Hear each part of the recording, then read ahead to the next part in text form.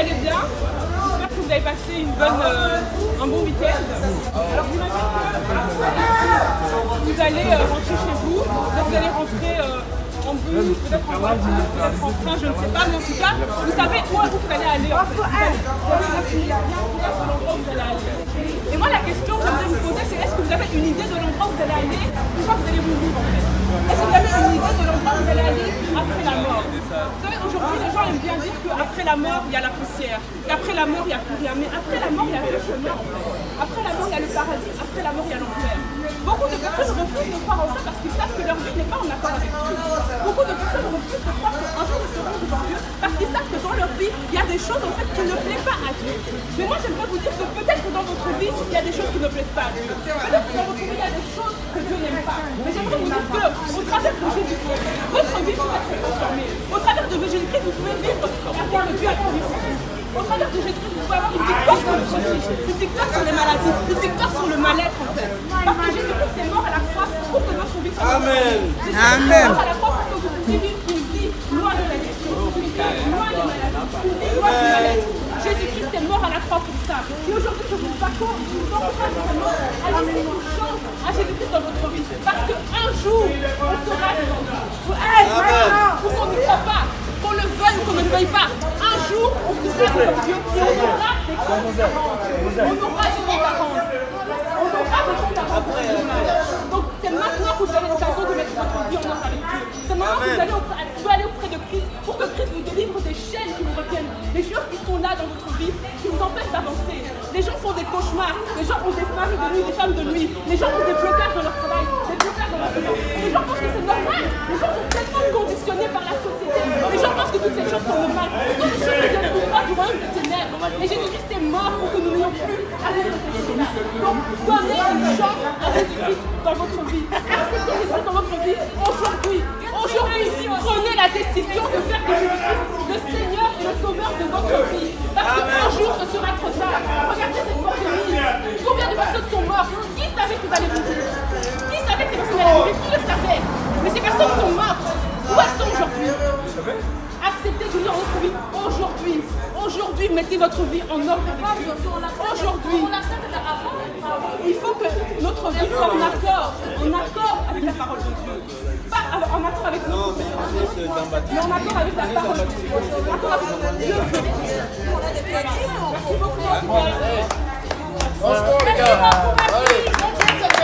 Il y a tellement de personnes en fait qui vivent des situations qu'ils ne comprennent pas, que ce soit des cauchemars, que ce soit des visitations qu'ils ont pendant la nuit, des maris ou des femmes de nuit. Il y a tellement de personnes en fait qui réalisent qu'ils ont des blocages dans leur vie, des blocages dans leurs finances, des blocages dans leur travail, des blocages peut-être dans le mariage, peut-être pour avoir des enfants, au niveau de la santé. Il y a tellement de personnes en fait qui voient que leur vie fait toujours du surplace en fait, des gens qui réalisent qu'ils n'avancent jamais dans leur vie. Il y a d'autres personnes en fait qui ont des mal-être tellement profonds, qui se sentent mal dans leur peau, qui ont peut-être parfois des pensées suicidaires, qui font des tentatives de suicide à cause peut-être de choses qui remontent en fait à l'enfance. Il y a tellement de personnes qui vivent des situations tellement compliquées. Il y a tellement de personnes qui sont tenues par le péché en fait, qui sont comme esclaves du péché, esclaves de la masturbation, esclaves de la pornographie, esclaves de l'immoralité sexuelle, esclaves d'addiction, que ce soit l'alcool, la drogue, qui sont esclaves en fait de tellement de choses en fait, esclaves de tellement de choses. Et la solution en fait à tous les problèmes de l'humanité, la solution à toutes les choses que n'importe quel humain peut traverser, la solution se trouve à la croix de Jésus-Christ en fait. La solution se trouve dans le nom de Jésus-Christ. Pourquoi? Parce que quand Jésus-Christ est mort à la croix, il est mort pour chacun des problèmes de l'humanité. Quand Jésus-Christ a été cloué à la croix, quand Jésus-Christ a porté les péchés, quand Jésus-Christ a souffert, il a souffert en fait pour que notre vie soit différente. Non seulement pour qu'on puisse être reconnecté avec Dieu, mais aussi pour qu'on puisse vivre la vie que Dieu avait prévue à la base pour l'être humain. Et Dieu cherche des hommes, Dieu cherche des femmes qui vont aller et qui vont prêcher cette bonne nouvelle-là de Jésus-Christ qui est la restauration, de Jésus-Christ qui est la guérison, de Jésus-Christ qui est la délivrance, parce que le monde a besoin de restauration, le monde a besoin de guérison, le monde a besoin de délivrance. La parole de Dieu nous dit que la création soupire avec un ardent désir la révélation des fils de Dieu.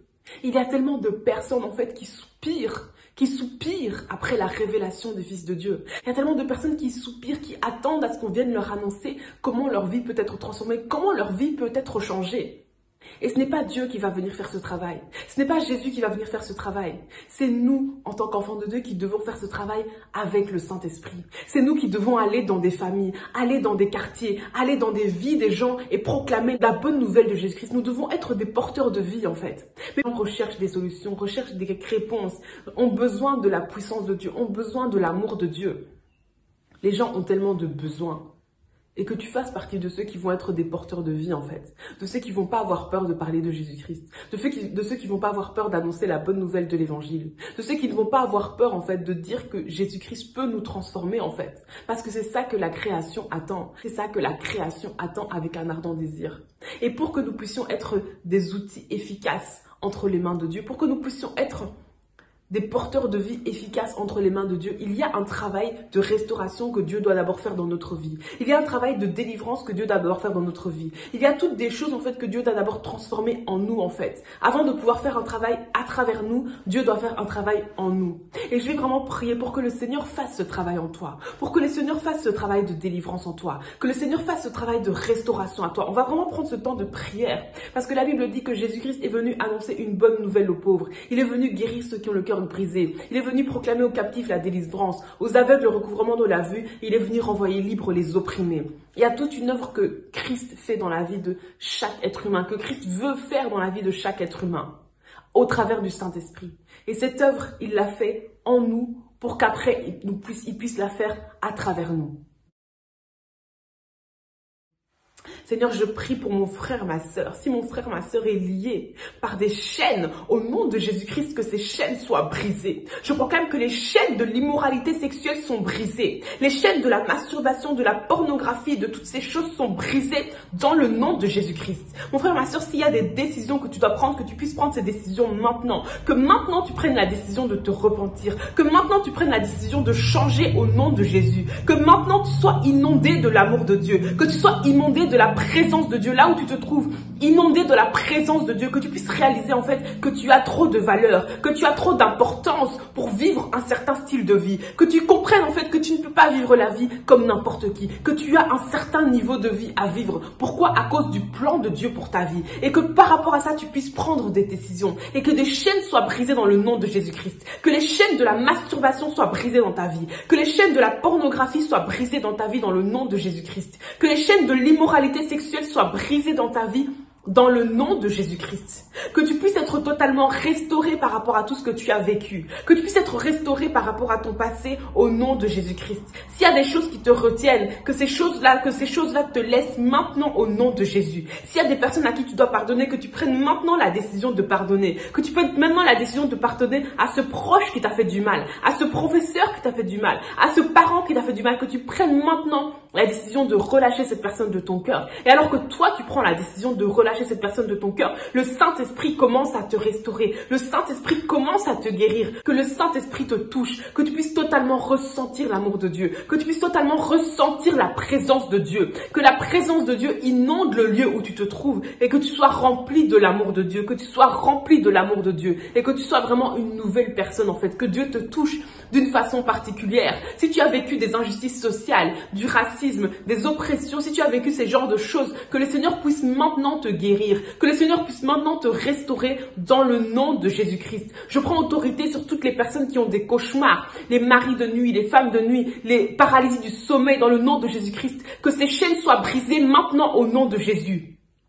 Que ces chaînes soient brisées maintenant dans le nom de Jésus-Christ et que tu sois totalement libre. Que tu sois totalement libre au nom de Jésus-Christ et que tu puisses être un canal que Dieu va puissamment utiliser pour sa gloire. Que tu puisses être un canal que Dieu va utiliser pour aller parler de Jésus-Christ à travers ton quartier, pour aller parler de Jésus-Christ dans ta famille, pour aller parler de Jésus-Christ auprès des nations. Que tu sois un canal que Dieu va utiliser puissamment et que tu parles avec assurance de Jésus-Christ ressuscité pour chacun d'entre nous, pour que nos vies soient transformées et que ta parole soit accompagnée de signes, des miracles et de prodiges pour confirmer la parole qui est annoncée. Que dans ces temps de la fin dans lesquels nous sommes, que Dieu t'utilise puissamment pour la moisson qui attend, pour cette création qui attend avec un ardent désir, la révélation des fils de Dieu. Que tu sois vraiment un canal que Dieu va utiliser puissamment pour porter son nom devant les rois, pour porter son nom devant les nations, pour porter son nom dans les villes, dans les villages, dans les pays et dans les quartiers. Que tu sois un canal que Dieu va utiliser puissamment, un canal qui va brandir le nom de Jésus-Christ. Parce que le nom dont nous avons besoin,